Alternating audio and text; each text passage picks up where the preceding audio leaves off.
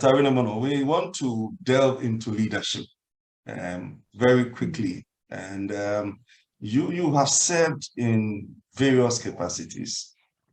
So far as your experience is concerned, what is leadership for you? What is your concept of leadership? For you, it comes down to what? For me, I must say leadership is influencing people or a team to do what they would not have done. That is leadership. If people are able to say, because of you, we have done this, you are providing leadership. And what that simply means is that if you have a group of people, naturally gravitating towards a particular direction, and you go to lead them or to stand before them to take them in that direction, you are not providing leadership. That is their natural direction. And if they would say, because of you, we'll be able to do this, we did not mean to do this, but because you inspired us, because you influenced us, because of what you'll be able to share with us in terms of your vision, your passion, we have agreed to go in this direction to achieve this particular objective. That is leadership. And it will require you using all sorts of methods to be able to sell your vision and your mission to them, and to infect them with your passion. You know, two critical things needed to achieve what you want to achieve as a leader: mission, or in other words, vision, and then passion. If you have vision without passion, you will not move or make any progress. You could just have it as a dream. You brood over it every day, you toss it around, that is fine, you cherish it, you look at it, you admire it, but it will not yield any outcome. That is vision or mission without passion. Right. So, and passion is what you need to be able to carry the vision across. There have been times in my leadership life when others have said it is not proper to go this direction, but I just have strength to say no. If nobody will go with me, I will go alone. And others later come to rally around to see that no, if our leader is saying this is the way to go, we would need to give him the opportunity.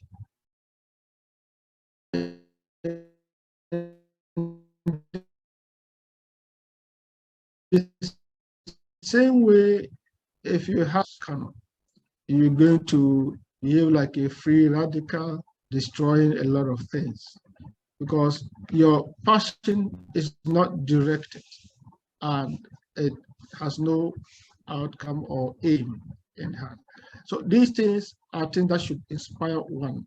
And these things have always, anytime I'm losing my passion, I have to find a way of reinvigorating and getting back to basics, getting energized in various ways. Probably what is affecting me could be an issue of lethargy, laziness, sloth. I go back to reconnect with my source of power or inspiration, which could be both physical and spiritual, or looking for at least sources of getting back that passion, that energy that is lost. And anytime I'm losing my compass in terms of vision, I need to go back to the basics again to reconnect with the original vision. And so this, for me, is simple leadership. And I see leadership as service as well. Anybody who cannot serve cannot lead. If you cannot serve, you cannot lead. And why do I say that? Leadership requires you sitting extra time thinking about the people you lead, planning for them, dying a couple of minutes or hours. Anytime you cut your sleep short, you are actually cutting your life short. Anytime you are stressed up, you're actually shortening your life. Anytime you plan how a meeting should be organized, an agenda should be run, who should be invited, and all that. Anytime you cannot sleep until a program succeeds, you are actually planning how to serve. And this is what service is. If you have somebody serving you at home, your housemaid serving you at home, or your wife, you notice that she has time to plan what kind of bowl to take, what amount of food to cook, what particular food to cook. This is service. This is the way a leader also behaves in real terms. So leadership is service. And if you cannot serve, you cannot lead people. You make mistakes. You go as an autocrat and you enjoy your time and you leave the people to lose the direction. So leadership is simply service. And I think these things should, and leadership should always be seen as living your life out naturally. You see, the way I'll behave at home is the same way I'll behave at work in terms of my integrity. It's the same way I'll behave at church.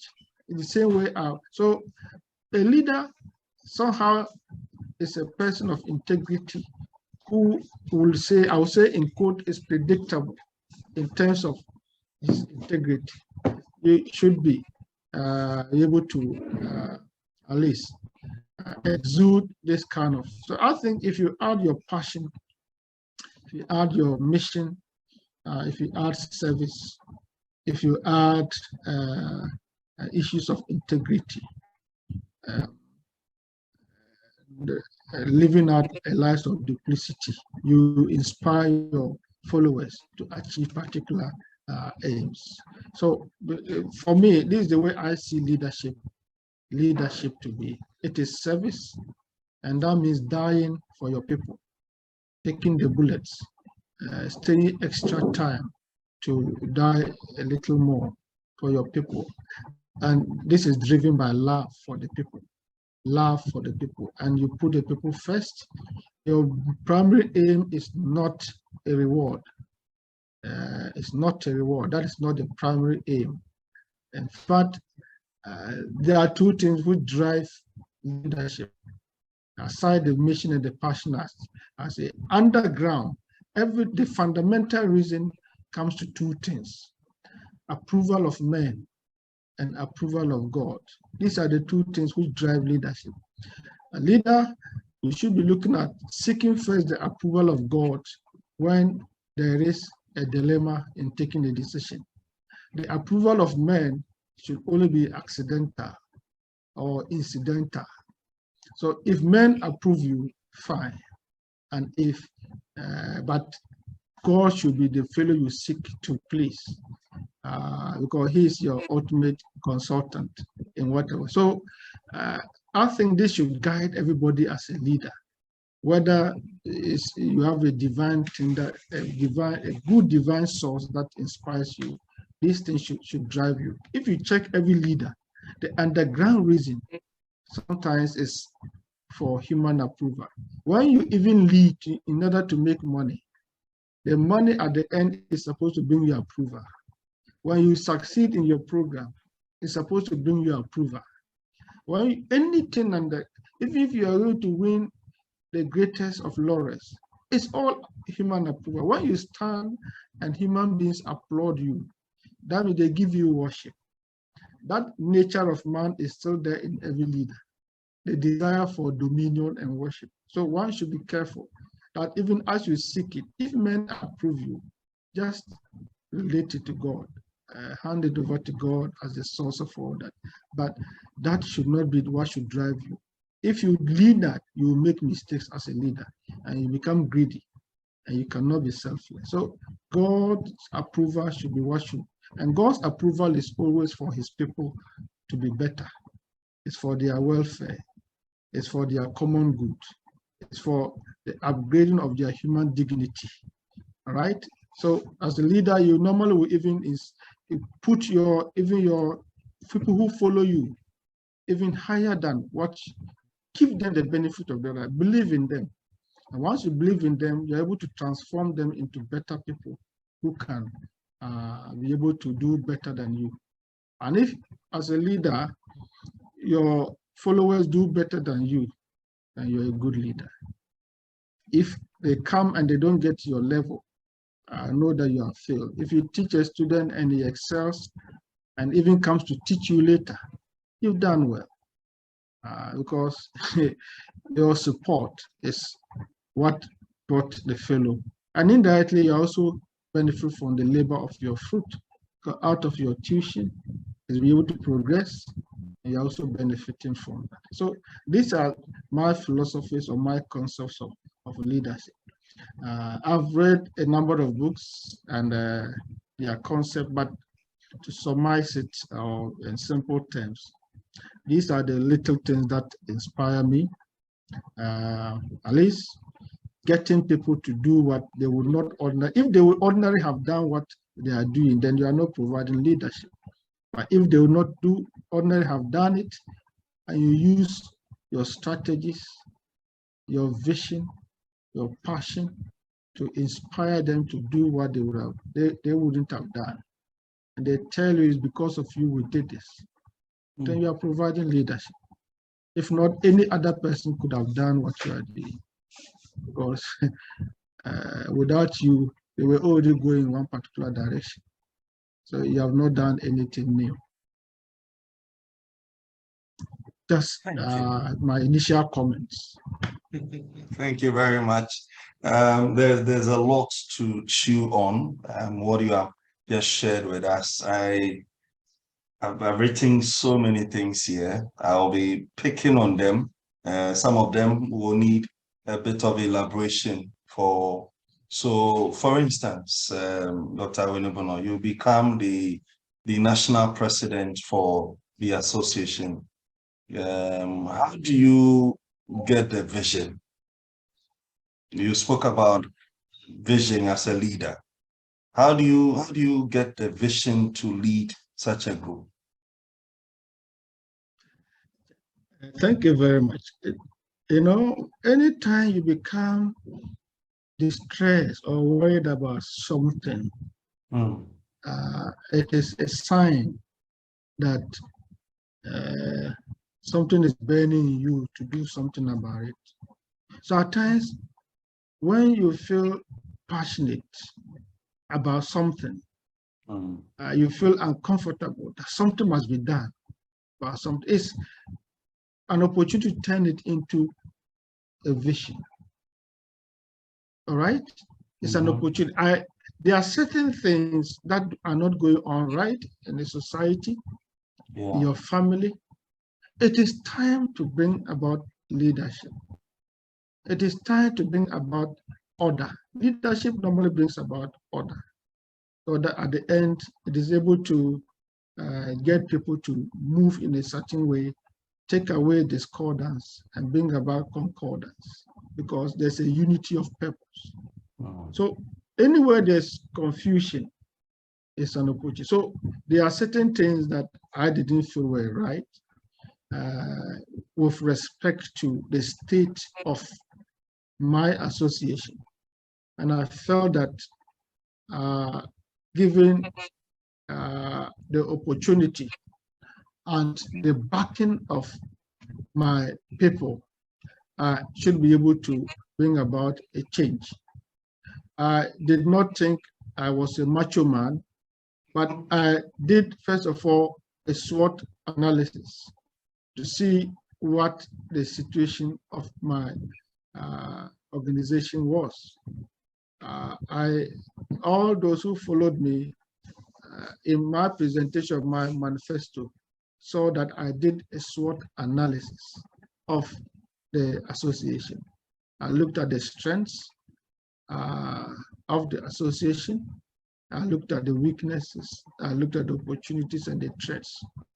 And there was a particular theme that kept ringing in my heart, and that is making the association relevant to national development, making it contribute to national discourse, contributing to policy, contributing to discussions in society, and shaping the direction. In other words, our president said, not keeping us as spectators, but as what? Citizens of the healthcare environment. And this is what kept driving us, me going forward. And I said, the day you stop being relevant to your milieu, your environment, then you start dying. So the association had to stay relevant to our environment. And this is what kept triggering or burning in my heart to be able to say, I offer myself to lead or to serve. The better word is to serve, because I knew the type of cost that came with it in terms of timing, in terms of danger and risks to my life, in terms of resources. You would even have to expend extra to be able to make the association stand. So the SWOT analysis helped me to put it in shape to be able to get certain things, say it is possible to do this. In fact, I was inspired also by at least the history of the profession in the past and other leaders, and how far they were able to come, and my capacity to also use the available resources, the human resource that was available in terms of membership across the country. And these people were learned, and they also had a drive in them. And I wanted to explore these things to be able to make the Medical Laboratory Scientists Association a better institution, to be able to play its role and take its central role instead of the peripheral role it was playing. So in simple terms, this was my vision, and this the way. So anytime you see your heart burning or not being comfortable about something, it is time to provide leadership. Leadership is about providing solutions. It's about bringing order. It's about raising the dignity, the human dignity of the people you lead. That is what leadership is about. It's about reassigning resources and lifting the lot of the people you lead so that you can improve society. And any kind of leadership that does not improve human dignity, it is not a leadership that you should indulge in. At the end, the people you lead should feel at least a betterment in their welfare, a betterment in their ego or their human dignity, a betterment in terms of their motivation to continue to belong or to continue to live and to pursue their dreams. This is what, for me, affected or inspired the kind of leadership that I brought to bear. I felt that there was something that had to be done to change GAMS so that we could also make it relevant to be able to meet its place in society, take its place in society, especially in the health sector, which has so many other problems. We had to provide clinical leadership in the area of our practice. Look at it, healthcare delivery is like a chain, and a chain is as strong as its weakest link. If the lab sector is lab sector is supposed to be the eye, of the health sector. If the eye is blind, then the whole body is blind. The Bible says it. So I can tell you the health sector will be blind wherever the lab is. If you cannot get a good diagnosis, what are you treating? All right? Yeah. If you cannot get a good diagnosis, what are you treating? And you would notice that no other person or other group in the health sector can adequately play the role. The hand cannot play the role of the eye.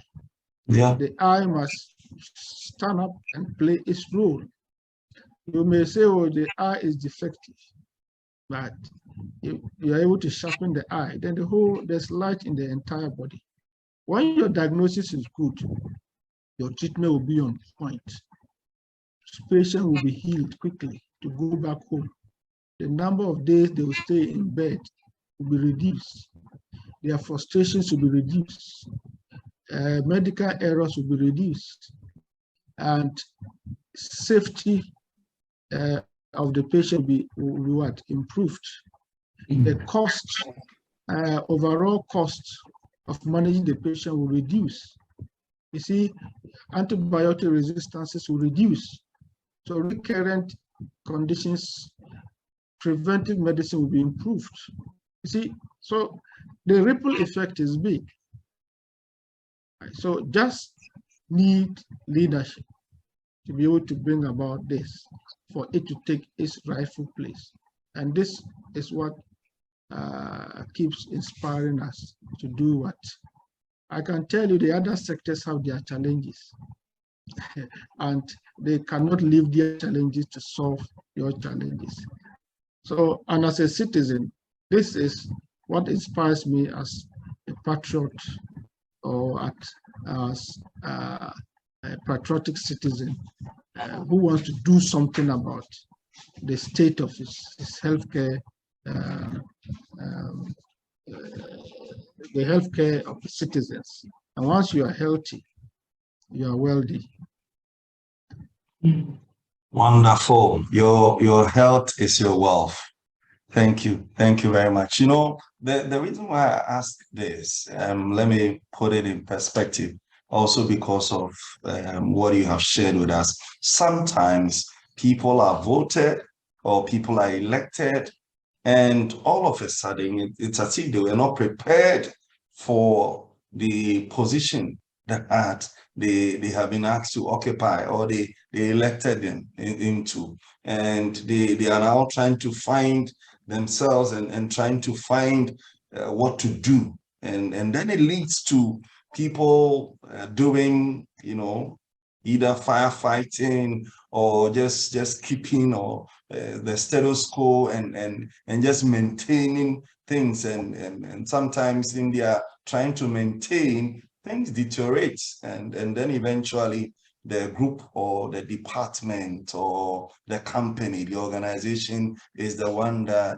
eventually is suffering. And so we normally talk about vision. You need to have a vision. And since you have seen a lot of leadership, I just wanted to ask this so that the rest of us who are on, we get a cue from you. How do we have a vision? And I'm glad you see where you started from. You had to do a SWOT, do an analysis of the situation of the association even before you went into campaigning. So your manifesto was clear as to what it is that you wanted to do. And thank you for sharing that with us. So the history of the organization, the people that you have, and what is burning on your heart. These are things, friends who are on with us, these are things that should give you a certain direction as to your vision for your life, and you ought to take that very, very seriously. Thank you so can much. Can I just add a comment? Yes, please do. The Bible says, man, know thyself. Yeah. You see, leadership, if a leader, you don't know yourself, you don't know your limitation. You see, in my small leadership life, I've come across, I would say, 4 major categories of people. And maybe as I speak, or maybe 5, maybe anyone can classify himself. One, you have people who can do what they say, right? Yes. They mean to do what they say. And when they say it, they follow up, they do. You have people who don't say anything, all right? They don't talk much, but they do much. You have people who cannot do and cannot also say anything, so they are just there. We have people who don't have a mind of their own, they just follow. So as a leader, you should know all these are important people, and you get a lot of information from all this group of people. As a leader, you must know where you belong. If you know yourself, you seek for capacity building to make up for your defects. And if you know that you are unable to make up for that defect, get resources or human resources that can make up for that.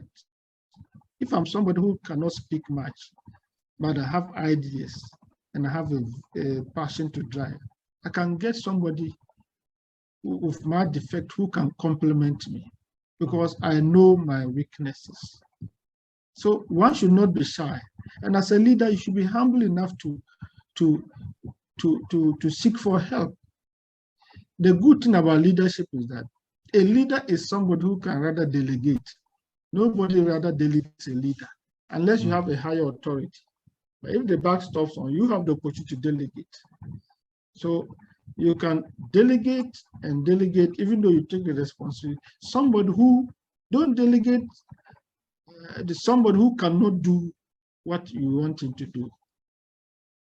Okay, and once you get someone who is complementary to do, he covers up for you.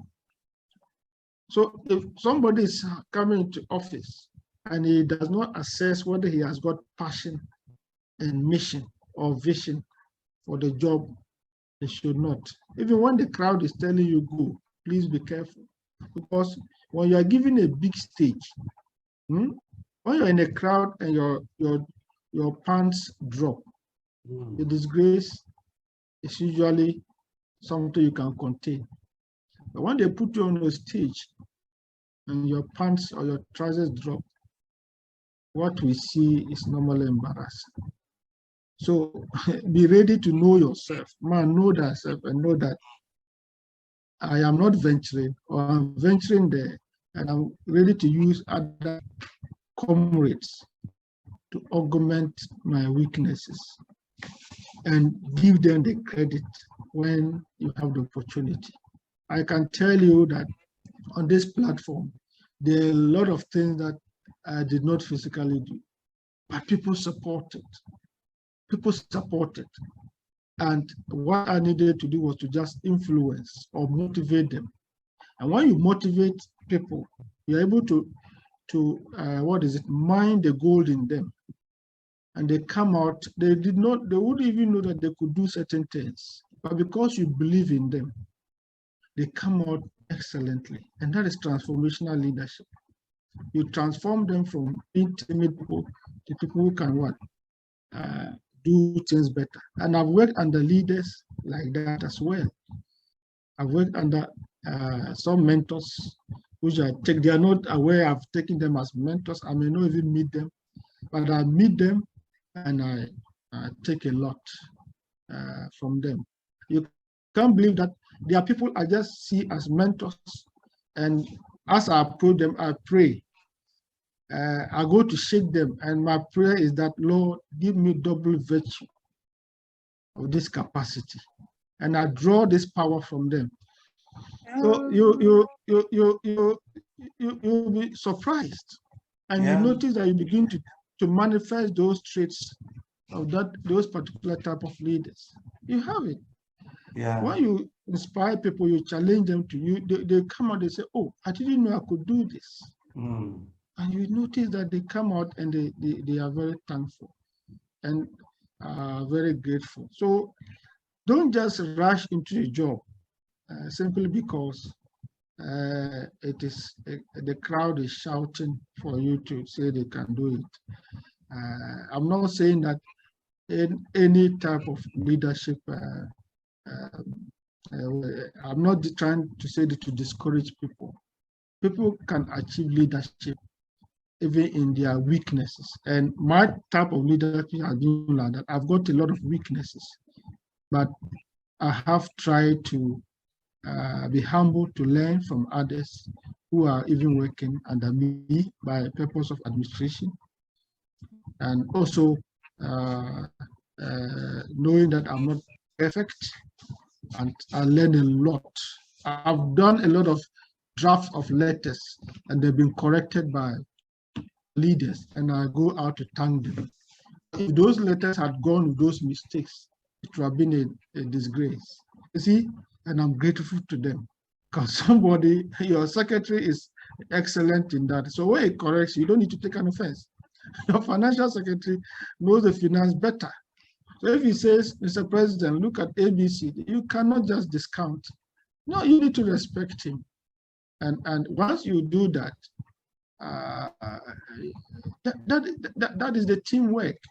You don't think you know everything, all right? They correct you, and so that you don't become a disgrace to them, all right? I always say that when your father has hernia, you sew his trousers differently. If you sew it the regular way, you just expose the hernia. So you sew it a style, and so this is a style. So I've seen a lot of times where people who I've worked with have tried to cover my shame because they have noticed that, no, I've been humble enough and they don't want to expose me to the ridicule. Right. So these things should come. So man, know thyself and offer your service, know your limitations, and try to augment those limitations with others who can do it better, and give them the credit. Thank you. Thank you very much, sir. Thank you so much. Look, you talked about passion, and if you can throw a bit more light on it, how does this passion play a role in leading others? Okay, how does my passion play a role in leading myself and even leading others? Please help us. Thank you very much. Passion is the fuel, right? When you run out of fuel in your car, the car cannot move.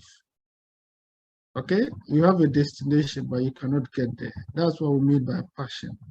What makes you tick, right? What makes you tick? What gives you sleepless nights? That is passion, all right? What is it that makes you not be able to have a restful night when you are unable to? So that is passion. Passion also means it also has a meaning to mean suffering, right? The passion of our Lord, the suffering, what brings you pain, and wants you to makes you uncomfortable, and what makes you ready to suffer without even looking at the bruises you are going through. That is passion. That is passion. You are ready to break through thorns just because you want to hit a particular destination. That is passion. So that's the way I look at it. And you can lose passion. Yeah. You can lose passion. When that happens, you need to go and reconnect with your source. Your source. Everybody has got what we call an umbilicus. Always keep the umbilicus. And that's the way I describe it. Keep connected. To the source. To the source. When a baby is connected to the distant and it is not your time to be born, you break that umbilicus. I can tell you, you will not survive inside the womb. So keep the umbilical, that connection mass, that source of nourishing, of power, of strength. When you are losing it, you need to go. It could be a divine thing. It could be a physical thing. It could be a spiritual thing. You can go for meditation just to be able to get back your strength. However you withdraw, you draw your power. Some leaders just want to see others coming around to say, oh, boss, we are with you. That alone, when they are loose. So they also need, and you must know that as a leader, you need to keep your generator working. And followers must know that, I know as leaders, we want to portray that we have no challenges. But followers must know that leaders have got fears and anxiety, just like followers. I was an ordinary member of GAMS with the fears and challenges like any other person. But when I became leader, my people expected me to speak and speak their mind to the honorable minister, speak their mind to the president, speak their mind to the leaders of their institutions. People, the way they say, are afraid to even greet, all right, or to go and visit. They expect you to be able to move and do all those things. Fear can cripple that passion. So you need to go and refuel. So I can say passion is that generator within you that keeps you running towards your vision. Anytime you're losing it, please go and what? And refuel. Okay, use stress. If it can happen from stress, it can be due to sickness. It can be due to several factors, obstacles in the environment. That douse it. Okay, is the fire. So anything that is quenching the fire, you need to find a way of refueling. That is what the way I can describe it, so that you don't lose the original fire, and that keeps you. And when you become cold as a leader, you see that the whole environment becomes cold. Because the leader is the generator of ideas. The leader is the generator of heat in the organization. The leader is the one that fires up the whole, is the rate determining step of the whole progressive work. So if there's liturgy, then it affects. But the followers copy more of the nonverbal, and other actions of the leader. Yeah. And they're able to sense it. They're able to sense it when a leader is losing fire. All right? And if you look at the passion of our Lord, what has been able to sustain Christianity as today is the way people wonder, what is it that made somebody to go through the cross and be nailed? What is it? So people want to go through the same thing. And because somebody has gone through it, God, we have done it before, somebody has done it before, it's possible for me to do it. So anytime you are losing the passion, please go back, because know that there are several people who are hanging on you, and it should make you shiver.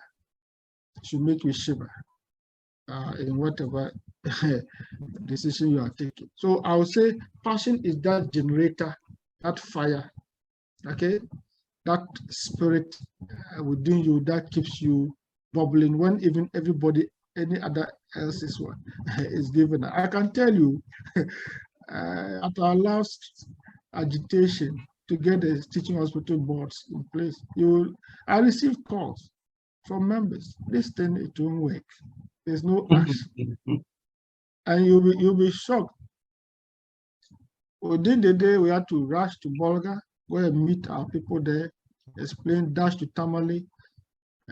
Somebody provided his car, dash down to Accra the next day to meet our people. You see, what keeps a leader jumping from here to here? What is it? What is it? What are you chasing? What are you chasing? So others may be chasing something, and the energy, you may see a dog chasing a rat. But if he doesn't have the energy, cannot catch it. You may see it, but what will happen is you become paralyzed. Okay? Excuse me to say this. If you're in a state of paralysis, you see a cup of tea, right? In your mind, you want to catch it. But the issue of the cognition is there, but mobility is missing.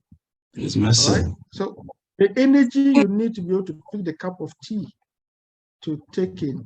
So you see, the cup of tea is there, but you cannot drink. So when you are getting into paralysis in terms of leader, you are doused. The fire is quenched, please. You need to refuel. You go for a retreat, reconnect, get something, use stress, and go for positive stress. You know, stress is good. It depends on the type of stress. And when it's good, we say you are used stress. So go for that kind of stress. That is good, enough to trigger you to move. That's what I can say, passion. And passion actually means what can make you endure suffering. Because that is what we call passion. Passion is good, positive sense. But the same passion can also mean suffering, like our Lord Jesus went through. So every leader needs a level of passion. Or without passion, you cannot attain your vision. Wonderful. Doc,